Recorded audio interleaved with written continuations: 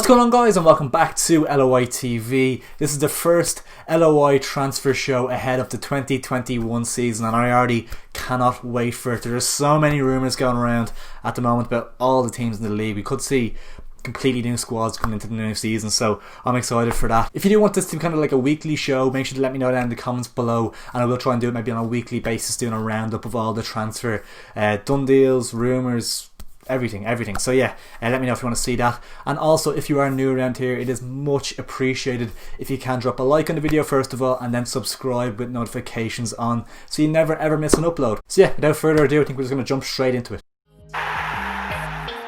Starting off with Bohemians, a lot of rumours about their outs. We'll start off on that front. Of course, Danny Grant, who has been nominated for the PFAI Player of the Year award as well as the Young Player of the Year award, has come out and said that he wants to challenge himself abroad if the right offer comes about, which is of course a huge blow. The 20-year-old has been in fantastic form for Bohemians this season, and it's another blow in that kind of wide forward department after Chris Tyreke left the club already this season. So yeah, it's a big blow. As well as that, Danny Mandroiu, constant rumours about him. Pats Rovers apparently interested in him. Andy Lyons has also said, the right back, that he could fancy his chances going abroad as well, if in England he wants to test himself. So a couple of big departures potentially for Bohemians in the off season. A couple of rumours of players that they're looking at. Georgie Kelly, the striker, I think he's out of contract at Dundalk, was on loan at St. Pat's for the second half of last season. His namesake Daniel Kelly, which one, it kind of fits. I've said that before, it kind of fits for Daniel Kelly to come back to Bows. Obviously had a really good spell at the club before moving to Dundalk, and with Grant and Tyreke on the way out, Daniel Kelly coming into the club makes sense. A couple of other rumours, Yoyo Mahdy from UCD scored a lot of goals in the first division last season, potentially would want to test himself in the Premier next season. He could be a really good signing. He scored around 15 goals. And then Cameron Dummigan is another player that they have been rumoured with. Been playing in at left back for Dundalk as of late, left back and left wing back. He's kind of versatile though. I think he can do a job in midfield or at right back, and with a couple of departures like Andy Lyons, Cameron Dummigan makes sense to bring in. Moving on to Derry City, obviously they're going to look to bring a few players in to improve on a disappointing 2020 campaign. Apparently they have an offer on the table for Dundalk star Michael Duffy to bring him back to his hometown. I'd be surprised to see him go there, to be honest. That'd be a huge move. But you just never know in football. Apparently Danny LaFferty, the Shamrock Rovers left back, is on his way to Derry. That's close to being confirmed, which is a good signing for them. I saw Ali Gilchrist left the club recently, so LaFferty coming in as his replacement, that kind of makes sense as well. Moving on to Drogheda United, newly promoted side. They've announced a good few re-signings of players that were crucial to the promotion last season, and they have made a signing in the form of DARRAGH from St. Pat's, a midfielder. I actually rate DARRAGH a lot. I'm surprised Pat's let him go. Maybe they're making some space for a couple of new players coming in, but I think Markey's a good player. That's a good signing for Drogheda. Dundalk are in an absolute mess. There's an insane number of players. I'm not going to even bother trying to mention them all. Probably don't even know the full extent of it all, but there's an insane number of players out of contract there, and they could have potentially have left it too late to actually get them back on board for next season. There's a lot of rumours about top players leaving the club. So Dundalk, yeah, it's a bit of a mess there. They obviously have an FAI Cup final and another Europa League group game as well coming up, so it remains to be seen how things go there in the off season, but there's a big job on no matter what happens. Shamrock Rovers, well, they have a huge offer. They've made a public knowledge that they have a huge offer on the table for Jack Byrne to stay with the club. That'll be a big factor in the business in terms of whether he rejects it or accepts the offer.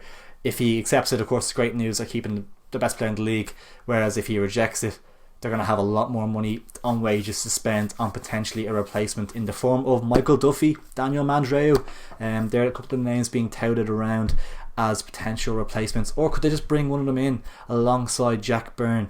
Remains to be seen. They have been linked with Georgie Kelly to add to their attacking options. I do rate Georgie Kelly. I think he's a good player. He didn't quite work out at St. Pat's as much as he would have liked maybe, but I do think he's a top striker and definitely would add something to Shamrock Rovers. They've also been linked with out of contract Sean HOARE from Dundalk. He can obviously play a little bit across the back four. He's kind of versatile in that area, and he can kind of step into the midfield a little bit as well, and he's a top player of course. So Sean Hoare would be a great signing for Shamrock Rovers, and a huge loss for Dundalk if it was to happen. Moving on to Sligo Rovers, the best bit of business they could have done was to tie down one of the most exciting goalkeepers in the league, Ed McGinty, and they did do that.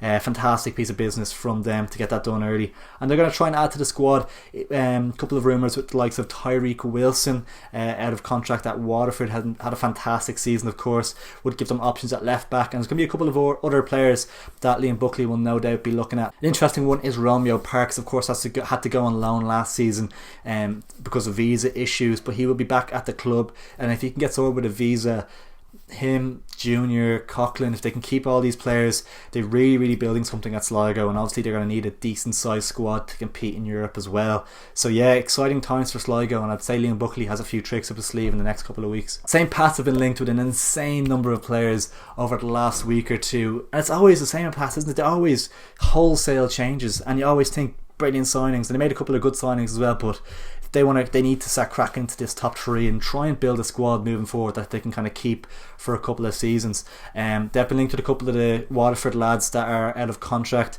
We'll get into Waterford in a minute, but Sam Bone, good defender, Tyreke Wilson of course would be a brilliant signing. And of course they did have let go of Brendan Clarke and Connor Kearns. So the rumours around a goalkeeper situation, there's Brian Murphy, who had a great season at Waterford, one of the top goalkeepers in the league. A return potentially for Brian Maher was fantastic. Was probably the best goalkeeper in the first division last season with Bray, and he was of course with Pats previously, so he could potentially be coming back to St. Pat's. They have been linked with Danny Mandroiu as well, because it looks like he's going to be leaving Bohemians. I don't think his situation there is tenable. And of course the Stephen O'Donnell link with Dundalk could be huge, with a number of out of contract players. Just a few that have been mentioned are Dan Kelly, Brian Gartland, Sean Gannon and John Mountney. If they can bring in a couple of players of that calibre, who knows how St. Pat's could do next season. They could really challenge in that kind of top three area. Moving on to Waterford, an absolute mess there again. It seems to be a little bit of a recurring theme with them.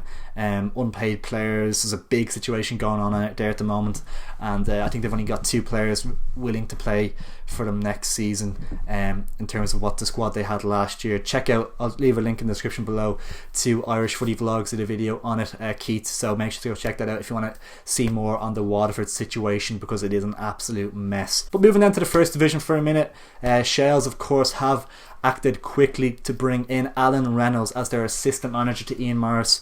Brilliant piece of business. I think he's a top coach, manager, whatever you want to say, and that's fantastic for them.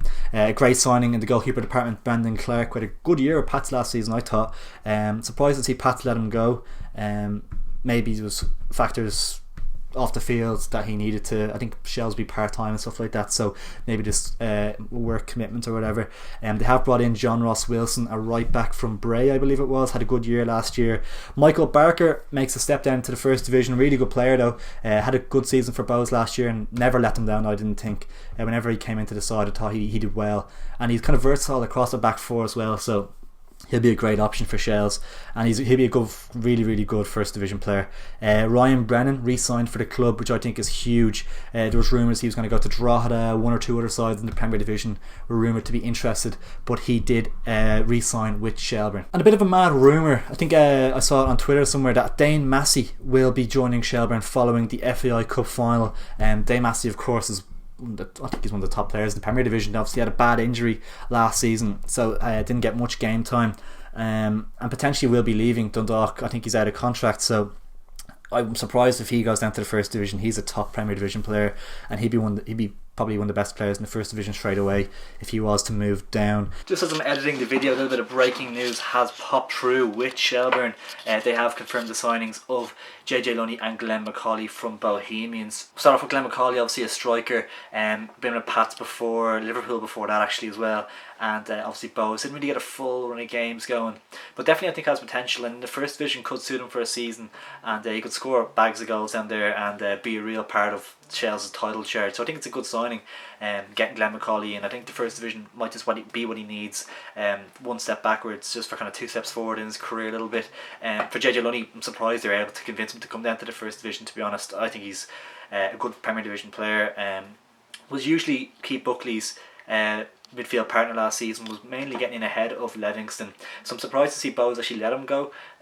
Must have some sort of replacement lined up. But I was thinking about it as well. Alan Reynolds would have been JJ Lunny's manager at Waterford, so he could have had a big part to play in that move as well. But I think that's a fantastic signing for Shells, and it's a real indicator of their ambitions for the season, and they want to get straight back up into the Premier Division. I know a lot of Bowes fans will be saying giving them stick signing a lot of their ex-players, but I think they're good signings, especially for the first division as well. So yeah, I think good pieces of business done by Shells. Moving on to Galway, they have backed John Caulfield going into the next season, and of course they have. He did a great job when he came in last year and nearly got them promoted. And I think they've gone full time as well, Galway, so that would make a big difference. They've acted quickly to bring in Gary Boylan, who John Caulfield actually signed for Cork, a defender, so I think he'll be a good option for them. David Hurley, a midfielder from Cove Ramblers, a bit of a box-to-box energetic midfielder, and he was really, really impressive last season for Cove.